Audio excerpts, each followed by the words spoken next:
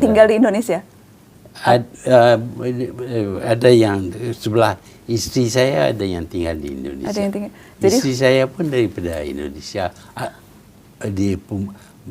Ayahnya, bapaknya orang Indonesia. orang Indonesia. Jadi hubungan itu sangat dekat dan emosional.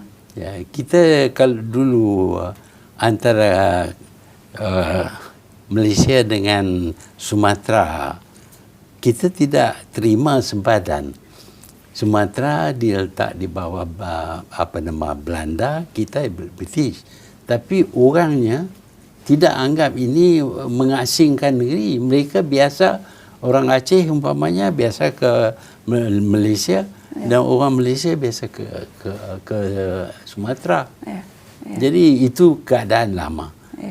Tapi sekarang kita sudah jadi dua buah negara dengan pasport dan sebagainya yang dulu tidak ada.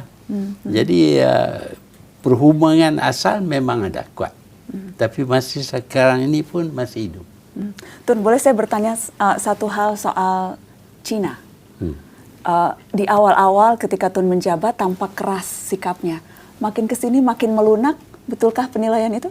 Tak ada. Saya keras bila ada masalah. Pada masa itu pemerintah yang dahulu memberi satu kontrak yang terlalu mahal, terlalu tinggi, dan ada unsur-unsur rasuah di situ. Jadi kita perlu balik kepada nilai sebenar kontrak itu. Itu yang kita runding dengan China. Kalau kita tamatkan, kita terpaksa bayar compensation. Jadi itu terlalu mahal dan kita tidak dapat apa-apa pun. Jadi kita runding selama 1 tahun. Masa rundingan itu adalah pendapat orang yang tak tahu bahawa ini bermakna Malaysia berkeras. Kita tidak berkeras. Kita cuma tuntut apa yang hak bagi kita. Dan kita jelas kepada orang Cina keadaan yang sebenar, dan akhirnya mereka terima. Jadi kita selesai sudah banyak masalah. Jadi apa sebabnya kita nak berkeras lagi? Karena yang penting tujuannya sudah tercapai. Ya. Tujuannya sudah tercapai. Diplomasi ala Dr. M itu. Bicara soal politisi senior. Jadi Tun sudah bisa dibilang 70 tahun berpolitik. Lebih dari 70 tahun? Usia berapa persisnya Tun ketika merasa politisi? Semasa dalam sekolah sudah giat dalam politik. Sekolah kedokteran? Bukan, sekolah biasa. Sekolah biasa? Jadi usia berapa Tun? Saya pergi ke sekolah Inggris dulu. Bila umur 15-16 tahun, saya perhatikan keadaan sekeliling. Ada yang saya tak puas hati, dan dengan itu saya terlibat banyak dalam politik. Jadi sejak usia 15 tahun? Ya. Sejak usia, apa nikmatnya berpolitik, Tun? Ya, kita berpendapat bahawa melalui politik kita boleh tukar sesuatu yang tidak baik. Menukar sesuatu yang tidak baik. Walaupun mungkin saja hasilnya menjadi lebih buruk? Tak juga. Kalau kita tak berpolitik, mungkin kita masih dijajah. Kita semua dapat melepaskan diri daripada penjajahan melalui politik. Apa nasihat Tun untuk anak-anak muda yang mungkin mau masuk politik tapi masih ragu karena melihat persepsi politik itu buruk, politik itu kotor, politik itu busuk? Apa yang akan Tun katakan ke mereka sekarang sebagai pemimpin usia yang paling senior di dunia, 94 tahun? Tidak ada sesuatu apapun yang 100% baik ataupun 100% buruk. Selalu ada campuran. Dalam politik juga ada aspek yang baik, ada aspek yang tidak baik. Berjuang untuk kemerdekaan tentu baik. Kalau kita guna kuasa politik untuk membangunkan negara, memberi kehidupan rakyat yang lebih selesa, itu baik. Tetapi kalau kita apabila berkuasa menyalahgunakan kuasa, terlibat dengan rasuah, mencuri duit, itu politik juga. Tapi aspek politik yang kita tidak terima. Saya berpendapat kesalahan itu ada pada orangnya, bukan kepada idea, ideologi ataupun religion. Semua idea ini baik, tetapi orang yang melaksanakan idea ini yang tak baik.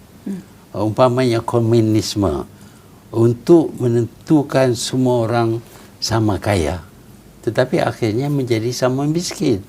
Mereka mengguna kuasa authoritarian, itu yang tak baik. Idea untuk memberi kekayaan yang sama memang baiklah, tapi tak boleh dilakukan. Jadi berpulang pada tergantung kepada individunya.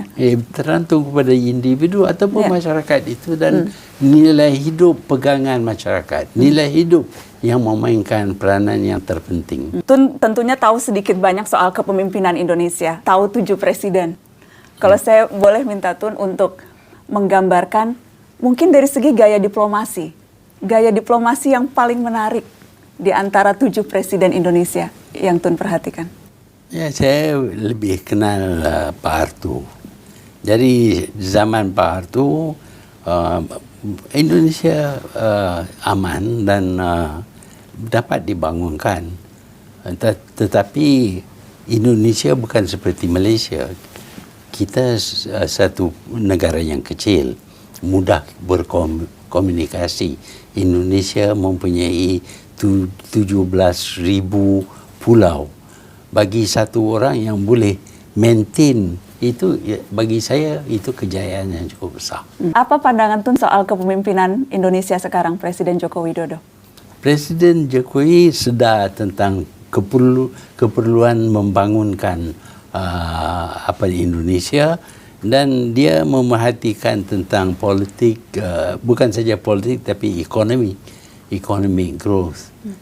Saya berpendapat bahawa dia membawa satu pemikiran yang baru, yang tidak sama dengan yang lama. Yang lama maksudnya presiden sebelum-sebelumnya? Ya. Oke. Waktu luang kalau ada waktu luang, adakah waktu luang, Tun? Waktu luang, ada waktu spare time? Do you still have spare time?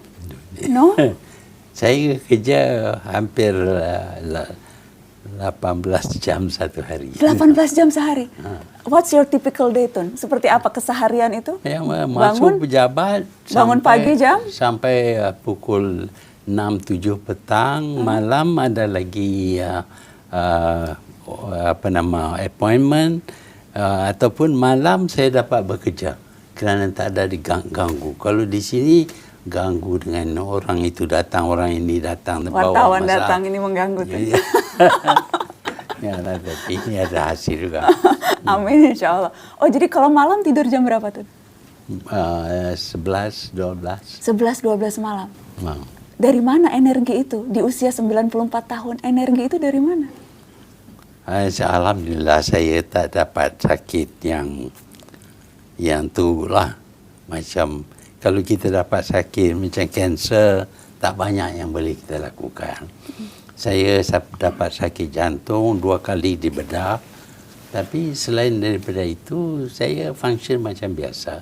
Dan saya sederhana dalam cara hidup saya. Makan, saya tak makan terlalu banyak, takut gemuk.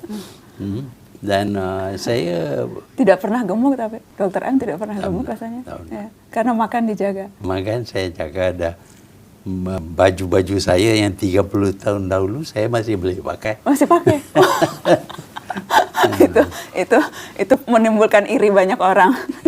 Termasuk salah satunya Wakil Presiden terpilih Indonesia, Kiai Haji Ma'ruf Amin, ketika disoal umurnya 75 tahun, ia selalu bilang, itu Perdana Menteri Malaysia Mahathir Mohamad 94 tahun.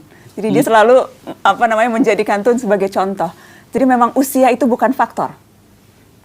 Usia itu kesihatan yang penting. Tak guna kalau kita tua tapi tak boleh function. Tapi saya bernasib baik, saya jaga diri saya. Olahraga? Masih nyupir sendiri kata itu? Boleh bawa.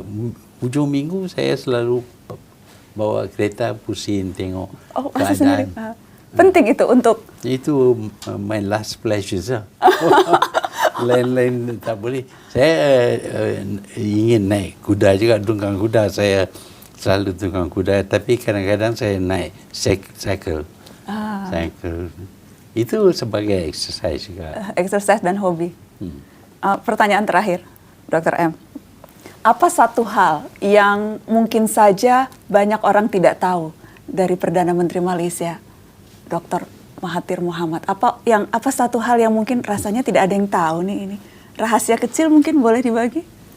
Yang tidak disangka-sangka? Ya, saya adalah politician. Politician ini orang yang terdedah kepada publik. Tetapi kalau boleh, saya tak suka terdedah kepada publik. Saya Pemalu? pemalu, shy. Really? Ya. Shy? Tapi I don't think people would think that you were shy. Yeah, but I had to overcome that because I had work to do. Kita nak buat kerja, saya tak boleh lah nak jaga diri saja, kehendak diri saja tak. Jadi nak tak nak pun saya berjumpa dengan orang. Jadi melawan itu, melawan rasa malu. Iya. Sampai sekarang 70 tahun lebih menjadi politisi, pemimpin paling senior di dunia. Kehormatan untuk saya bisa bertemu dengan Tun. Terima kasih banyak, Terima kasih. Dr. Mahathir Mohamad. Terima kasih. Assalamualaikum. Waalaikumsalam.